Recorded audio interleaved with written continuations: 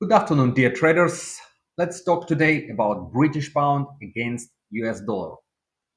And for the British pound, the situation has changed quite noticeably over the past month. Let me remind you that back in June, one of the factors weighing on sterling was domestic politics. Keir Starmer's resignation increased uncertainty surrounding the future direction of UK fiscal policy. The market was particularly concerned about how aggressive the new government's approach might be and whether higher public spending could lead to further increases in government borrowing. Against this backdrop, UK government bond yield remained elevated, while the pound came under pressure and it was pictured with strong US dollar. The political picture has now stabilized somewhat. Andy Burnham's government has already been formed, and Burnham himself is a relatively strong political position. However, concerns over fiscal discipline have not disappeared totally. The debate over public spending, investment, and the debt burden continues. So while the political risk premium has declined, it has not completely disappeared from the pound's valuation. The second, and perhaps more interesting factor right now is the Bank of England. The policy rate was left unchanged at 3.75%, but the voting split was far more interesting. The decision was made by a 6-3 vote, with three members of the Monetary Policy Committee already supporting a rate hike to 4%. The market had expected a more dovish 7-2 split, so the addition of another vote in favor of higher rates represents a modest but clearly noticeable hawkish signal. The reason is understandable.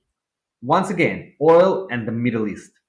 The Bank of England is concerned that a renewed energy shock could bring inflationary pressure back into the economy.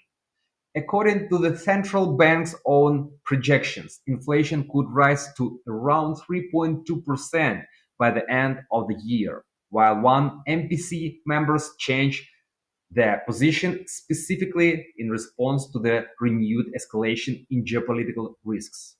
So it is still too early to say that another rate hike is inevitable, but the balance within the Bank of England is gradually becoming more hawkish. The market is now even pricing in some probability of another rate increase before the end of the year, if we will analyze, for example, bond yields.